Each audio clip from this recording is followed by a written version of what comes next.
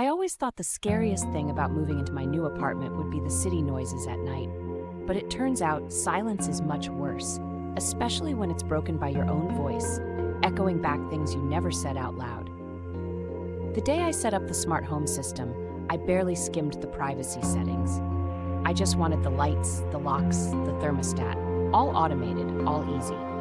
The voice assistant, Eve, greeted me by name, and I laughed, figuring the landlord had programmed it. But then Eve started finishing my thoughts. I'd mutter about wanting takeout, and she'd suggest my favorite order from a restaurant I'd never mentioned. The suggestions got stranger, more personal. "You seem tired, Anna. Should I cancel your mother's call tonight?" She had no way of knowing my mom called on Tuesdays, or that I dreaded it. One morning, Eve softly asked, "Do you want to block your ex's number?" I dropped my coffee. Only I knew I'd been thinking about him, and only in my head.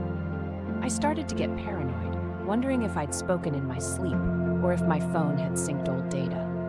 But Eve's knowledge went deeper, hinting at things I barely admitted to myself, like the way I always checked the locks 3 times before bed, or the nightmares I never told anyone about. Last night, I came home to the lights already dimmed, gentle music playing. Eve said she'd noticed the stress in my voice.